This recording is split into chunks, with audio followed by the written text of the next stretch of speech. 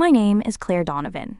I am 42 years old, and until that night, I believed that my life, though imperfect, was stable. I lived in a modest but comfortable home in a quiet neighborhood, a place where the street lamps cast long, gentle shadows across neatly kept lawns, and where the sound of distant crickets blended with the low hum of the city far beyond.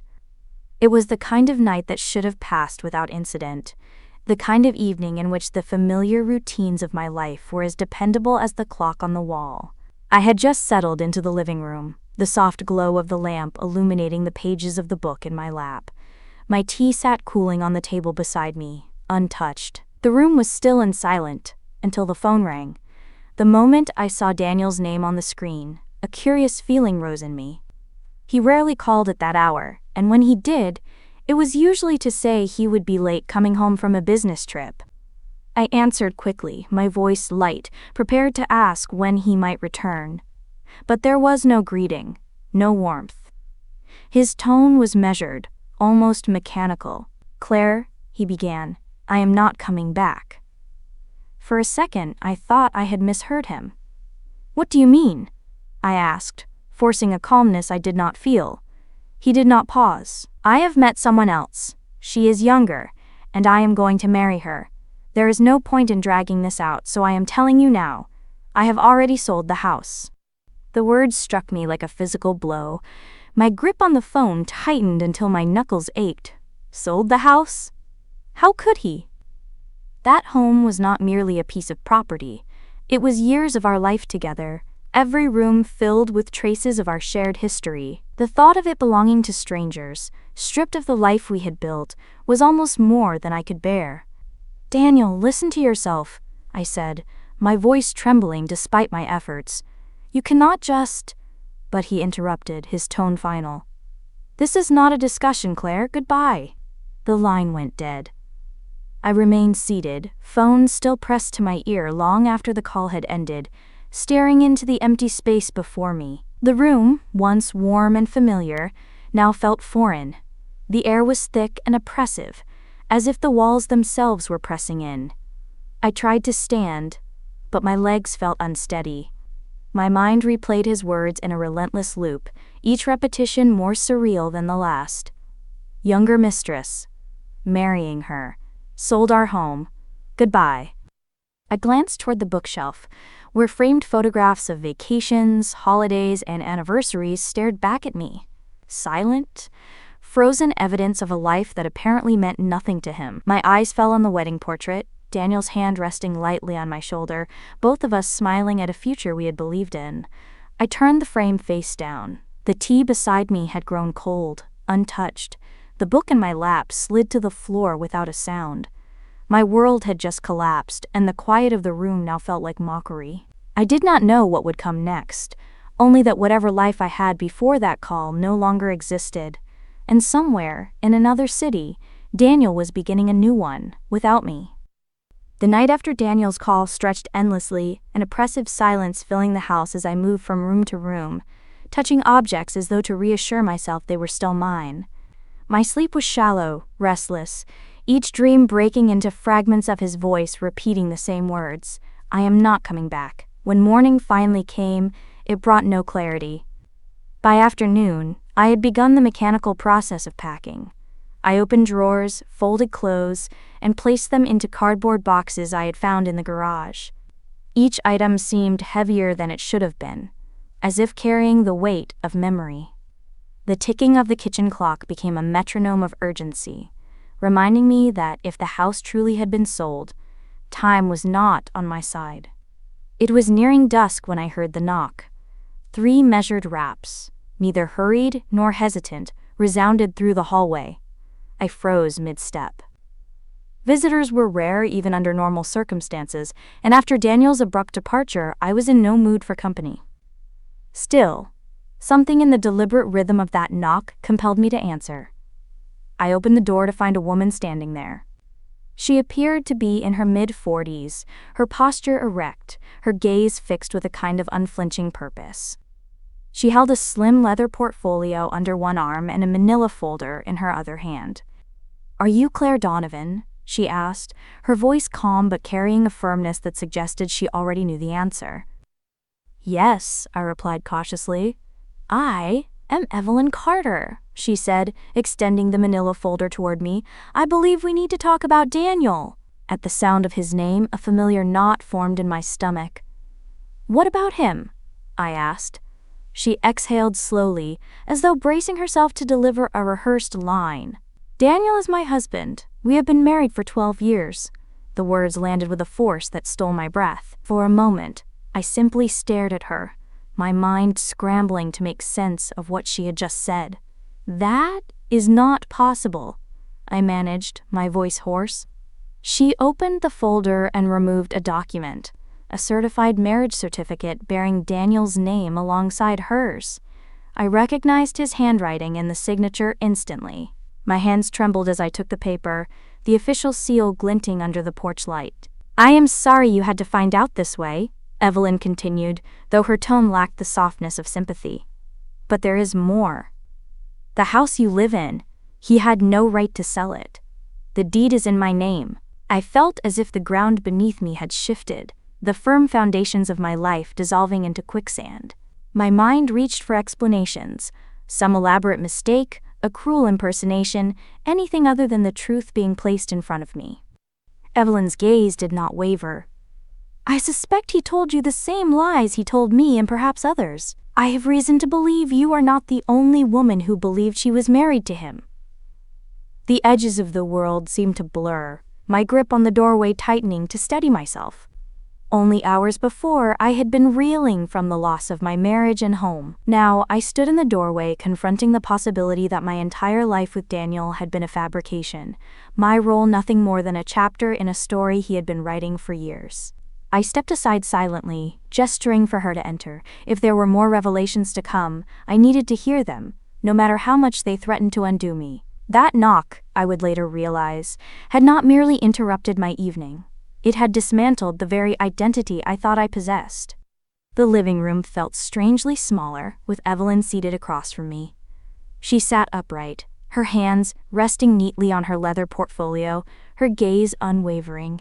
Outside, the last traces of daylight bled into the horizon, casting the room in muted amber.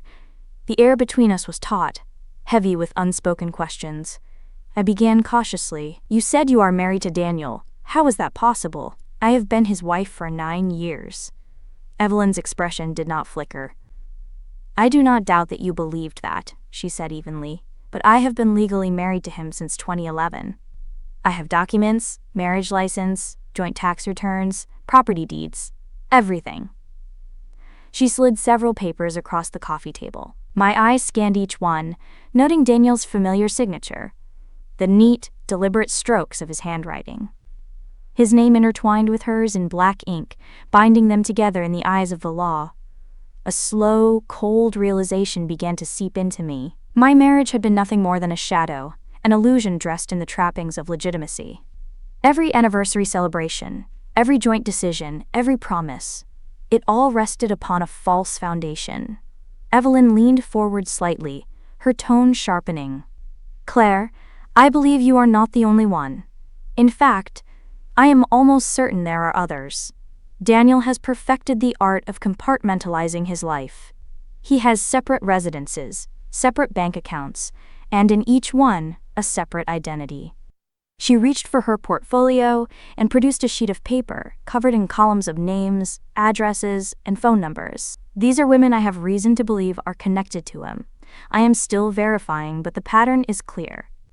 I stared at the list, my breath catching when I saw locations Daniel had claimed to visit for business trips. He had not been attending conferences or meeting clients. He had been living parallel lives. Evelyn continued, her voice controlled but edged with bitterness. He keeps each life carefully insulated.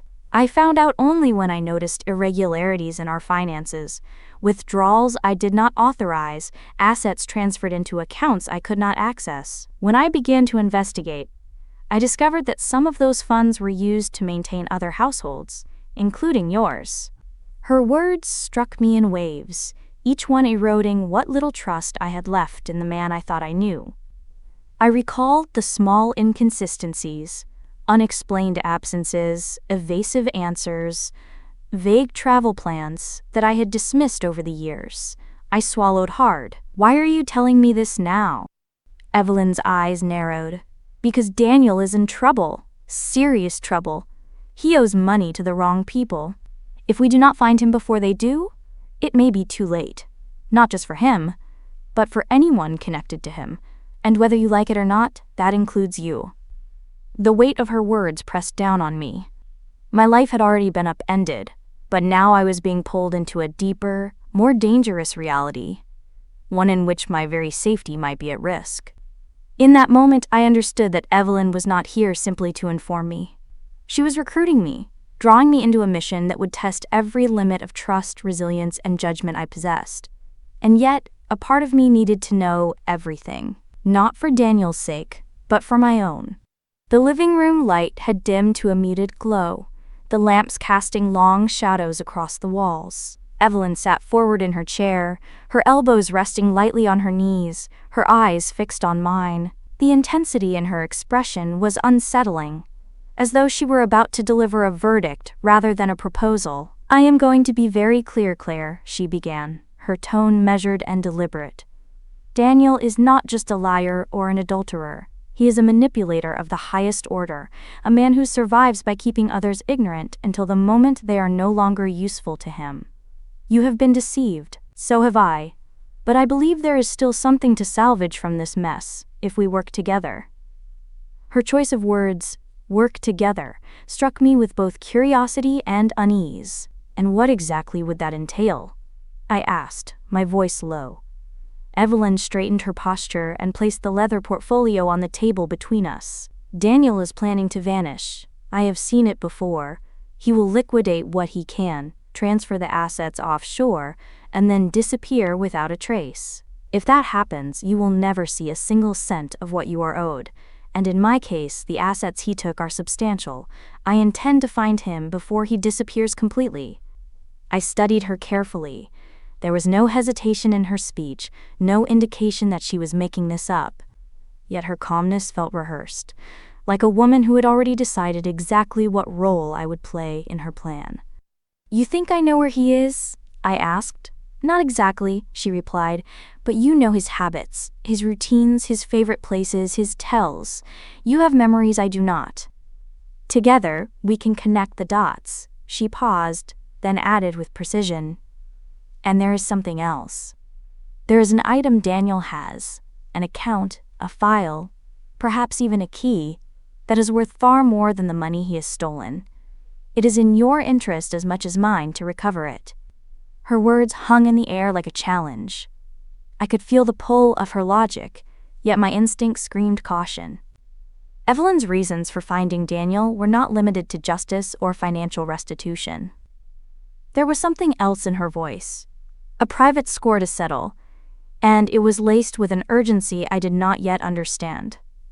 "What happens if I say no?" I asked finally. Evelyn leaned back, her lips curling into the faintest shadow of a smile. "Then you will lose everything, including any chance of clearing your name when Daniel's debts catch up to you. And believe me, they will. The people he owes are not the kind who go through lawyers." The statement was not a threat, yet it carried the weight of one. I thought of Daniel's sudden departure, his precision in severing ties, the emptiness of our bank account. The idea of walking away now meant accepting permanent loss and, perhaps worse, unanswered questions. I exhaled slowly.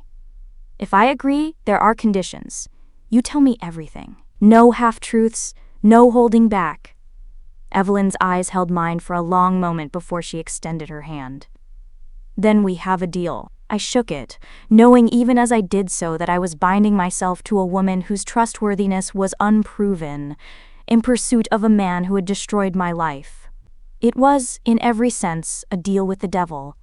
2 days after Evelyn and I struck our uneasy agreement, I began the process of combing through what Daniel had left behind. My house, or rather the house I had once believed to be mine, had become a shell of itself. Entire drawers stood empty, wardrobes gaped open with only a scattering of hangers. It was as if Daniel had erased himself deliberately, leaving just enough clutter to make the emptiness feel mocking. I started with the study. Daniel had always been protective of this room, insisting that his business paperwork required absolute privacy. I had respected that boundary, never suspecting that it was a carefully constructed wall to hide the truth. The desk doors were locked, but Evelyn, in a gesture that was equal parts resourceful and unsettling, produced a slim piece of metal from her handbag and had them open in seconds. Inside the top drawer, beneath a layer of neatly arranged invoices, I found an unmarked envelope. The paper was heavier than normal, the flap sealed with tape instead of glue. My fingers hesitated before tearing it open. Inside were bank statements, not from our joint account, but from an institution I had never heard of.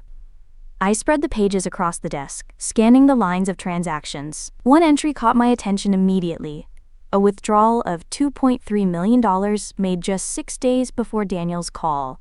The funds had been transferred to a numbered account in the Cayman Islands. My chest tightened. $2.3 million? I whispered, barely trusting my voice. Evelyn leaned over the desk, her eyes narrowing. This is it. This is what I was looking for. He drained the account and moved the money offshore. The scale of it was staggering. I had known Daniel earned well. His consulting work was lucrative. But I had never imagined sums like this. Where would he get that kind of money? I asked. That, Evelyn replied, is the question. If it came from legitimate work, we could trace it. But Daniel deals in gray markets. Contracts without paper trails. Clients who do not exist on record. And if my suspicions are correct, some of this money is not his to take. Her words carried an ominous weight. I looked at the statement again, tracing the chain of transactions backward. A pattern began to emerge. Small, regular transfers into the account over years, all from different sources, none bearing Daniel's name. I sat back, the realization settling in. This is not just theft, this is laundering. Evelyn gave a small, grim nod. Which means there are people out there who will want it back. People who will not care if you had nothing to do with it. If they think you know where he is, you become a liability. The room felt colder. The missing millions were not just a clue. They were a threat, an invisible net closing around us. The more we uncovered, the more dangerous our position became. Evelyn carefully gathered the statements, sliding them back into the envelope. This stays between us, she said firmly. If word gets out, we will not be the only ones looking for Daniel, and trust me, the others will not knock politely. I looked at her and understood that this search was no longer about closure. It was about survival. It was Evelyn who first suggested that we try to find the woman Daniel had left me for. She reasoned, quite logically, that the mistress might know where he was, or, at the very least, where he intended to go. At first, the idea felt impossible. I had no name, no photograph, no point of reference beyond Daniel's vague mention that she is younger. But Evelyn, as ever, came prepared. 3 days later, she placed a printed photograph on my kitchen table. It was clearly taken without the subject's knowledge. Slightly grainy, shot from a distance, but the image was unmistakable. A woman stepping out of a black sedan, her hair catching the sunlight in waves of chestnut brown. Her name is Sophie Lang, Evelyn said. She is 29, lives in a high-end apartment complex downtown. Daniel has been seen entering the building several times over the past month. The name struck a chord in me, though I could not place it immediately. I stared at the photograph longer, tracing the familiar curve of her jaw, the particular way she tilted her head as if listening to an invisible voice. And then, without warning, the recognition hit me with the force of a physical blow. Sophie Lang was not a stranger. She was my former colleague.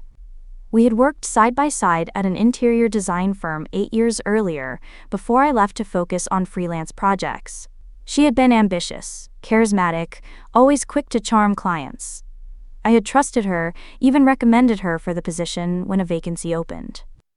Now, my stomach churned as I remembered small details, her visits to my home during those years, the casual conversations in which I had spoken about Daniel. I had introduced them once at a company holiday party.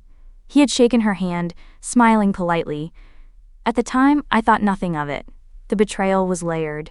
Not only had Daniel left me for another woman, but that woman had once been in my life, privy to the intimate details of my marriage.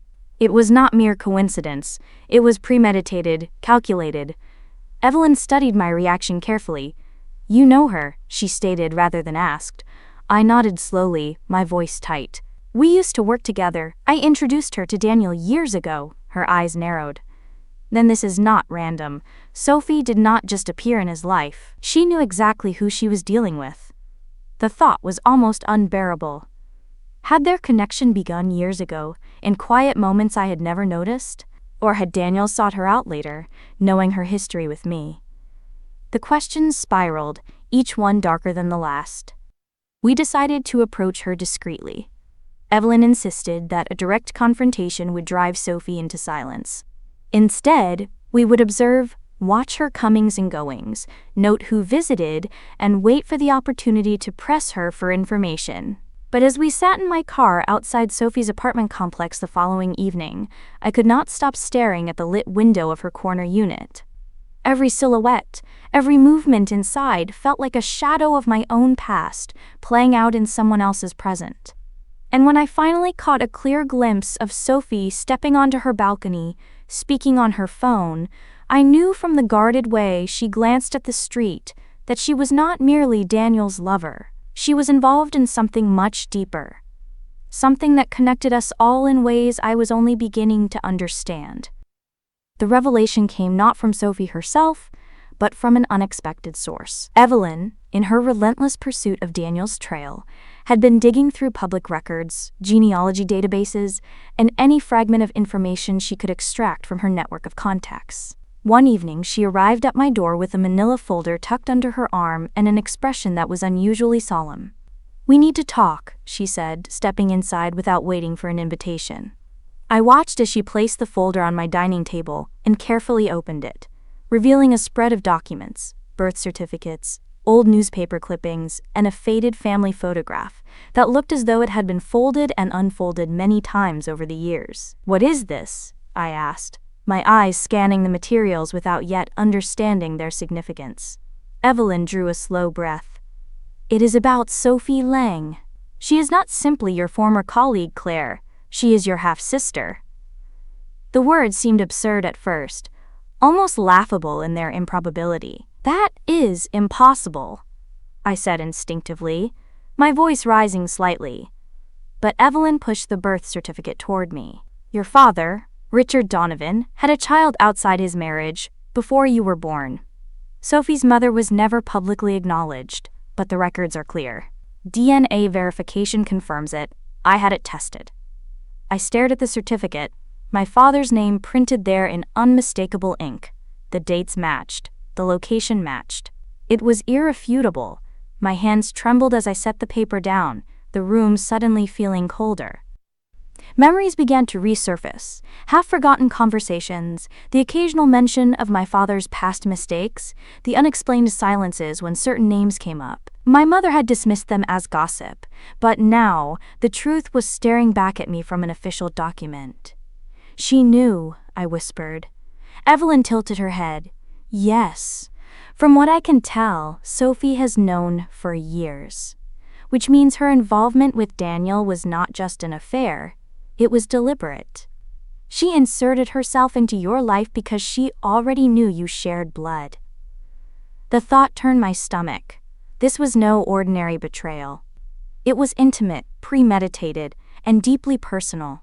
My mind raced with questions I could barely articulate. Had Daniel known from the start?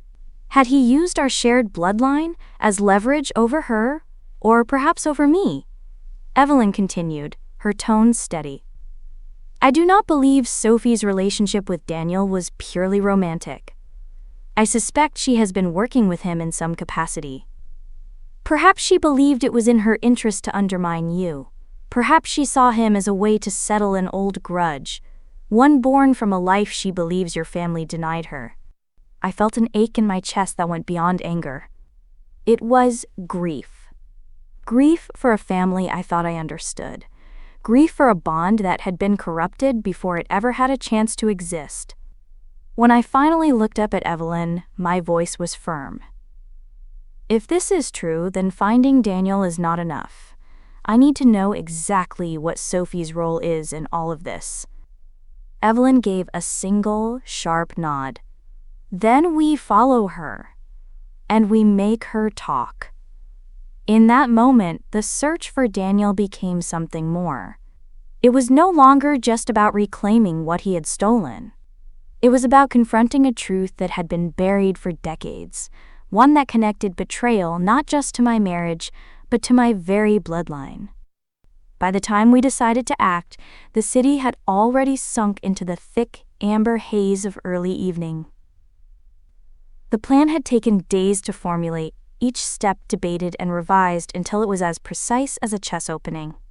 Evelyn approached the task with a strategist's mind, cold, methodical, unwilling to leave room for error. The premise was simple, in theory.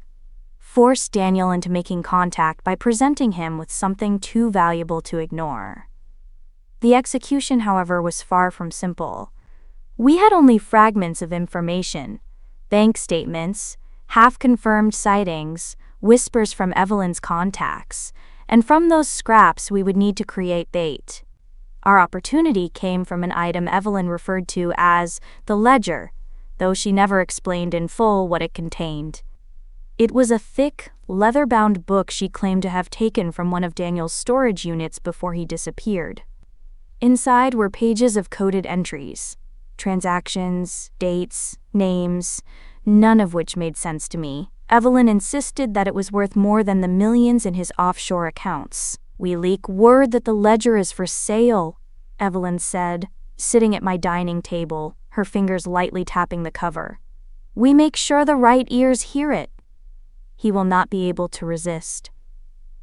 "And what if someone else gets to it first?" I asked. Her gaze was sharp. "That is the risk. But it is a calculated one." The plan was to pass the message indirectly, using a contact of Evelyn's, a man named Victor, who operated in the hazy space between legitimate business and the black market.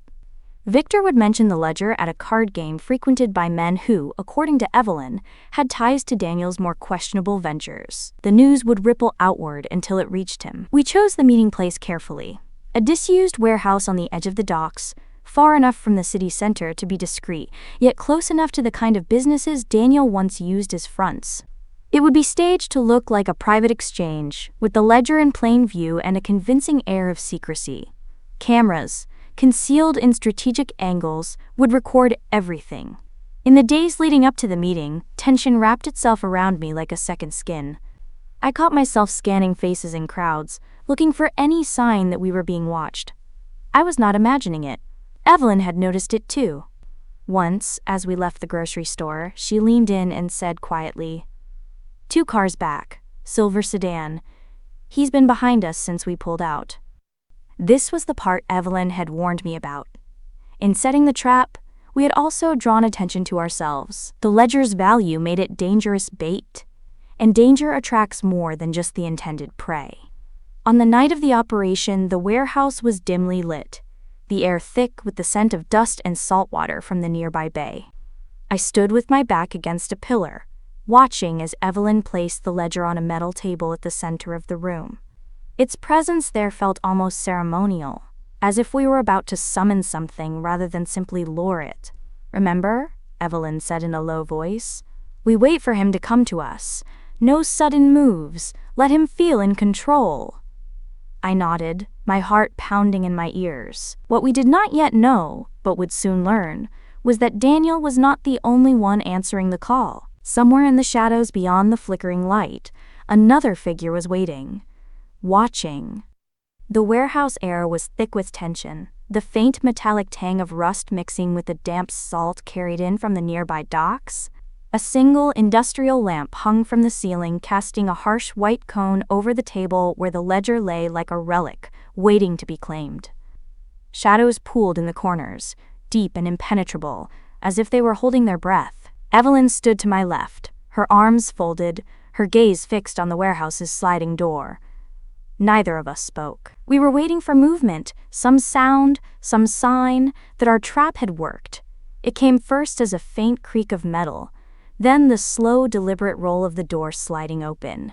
A silhouette appeared against the thin strip of moonlight outside, and my stomach clenched in recognition, even before the man stepped into the light. Daniel. His hair was slightly longer than when I had last seen him, his face leaner, his jaw lined with several days' worth of stubble, but his eyes, sharp, calculating, were the same. He moved with the confidence of a man who believed himself in control of the situation. "Claire," he said, his voice calm, almost cordial. "Evelyn, I suppose congratulations are in order. You found me." Evelyn's lips tightened. "We did not need to find you, Daniel. You came to us. The ledger brought you here." He glanced at the book on the table and smirked. "You think you know what you have. But that book is nothing without me." Before Evelyn could respond, movement in the shadows caught my eye. Another man stepped forward, a tall figure in a dark overcoat, his presence radiating something far colder than Daniel's smugness. He did not introduce himself, but the way Daniel's expression hardened told me everything. This man was not here for negotiation. "Looks like you were not the only one who wanted an audience," Evelyn said sharply. Her hand inched toward the inside of her coat, and I realized she was armed. The man in the overcoat spoke for the first time, his voice low and deliberate. "The money, Daniel. You know who sent me. The debt is due." Daniel's confident posture faltered just slightly, enough for me to see the truth behind his arrogance. He was cornered. His eyes darted between the ledger and the stranger, calculating his odds. In the next instant, everything unraveled. Daniel lunged toward the table, but Evelyn moved faster, snatching the ledger and stepping back. The man in the overcoat drew a weapon, his arm extending toward Daniel in a gesture that left no doubt about his intent. "Enough," I shouted, though my voice was swallowed by the chaos that followed. Evelyn moved to the side, forcing Daniel into the open, while the stranger advanced, each step echoing in the cavernous space. The ledger, the money, the debts, none of it seemed to matter in that moment. What mattered was survival. I saw Daniel's gaze flick to the side, toward a narrow service door. He was going to run again. But before he could move, Evelyn's voice cut through the tension. "You are not leaving, Daniel. Not this time. You are going to tell her the truth, all of it, before someone else decides you are no longer worth keeping alive." The words hung in the air, heavy and final. Daniel froze, his jaw tightening. His eyes met mine, and in them I saw something I had never seen before. Not arrogance, not charm. Fear. Daniel stood perfectly still, the light from the hanging lamp cutting across his face, illuminating every taut line in his jaw. For the first time since I had known him, his confidence had cracked. The man in the dark overcoat did not lower his weapon, and Evelyn's hand remained poised near her side, her knuckles white with tension. I stepped forward, my voice steady despite the thundering of my pulse. "Tell me the truth, Daniel. No more lies, no more running. Why did you do all of this?" He hesitated, his gaze flicking toward Evelyn, then to the stranger, as if weighing which answer might keep him alive the longest. Finally, he exhaled a long, deliberate breath.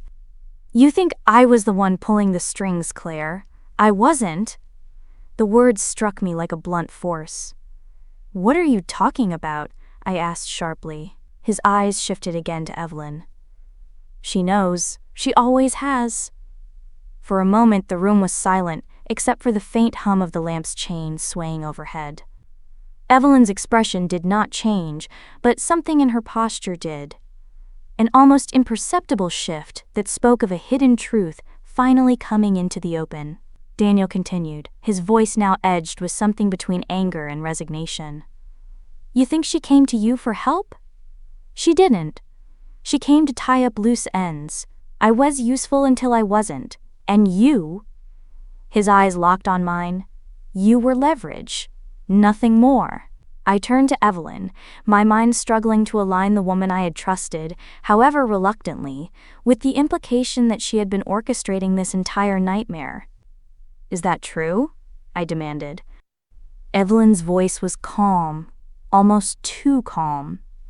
Daniel is lying in the way he always has, telling just enough of the truth to poison the rest.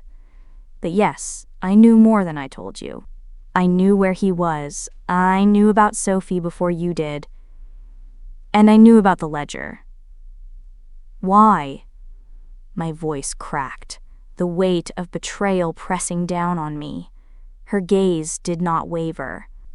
Because the ledger is not just about his money. It contains records of transactions involving some very powerful people who would destroy anyone who tried to expose them. I needed him to come out of hiding to retrieve it. And I needed you to make that happen. The stranger in the overcoat stepped forward slightly, his voice low but cutting. Enough talking, I take him now. Evelyn glanced at him, then back at Daniel. No, he still owes me answers. The tension was suffocating, every breath laced with the sense that the next movement could ignite something irreversible. Daniel's gaze darted between the three of us before landing on me one final time. Claire, you think she's your ally, but the moment she gets what she wants, you'll be next. It was then I understood the truth. Neither of them would admit aloud. I was not a partner in this game. I was the pawn. The gunman shifted his weight, Evelyn's hand brushed the ledger, and Daniel took a single step backward, toward the service door. I did not know which of them would make the first move, but I knew that when they did, the truth, the full truth, would finally be revealed. What I could not yet know was that the person who held the greatest control over all of us was not Daniel. And it was not Evelyn. It was someone I had never even considered, someone who had been close to me all along.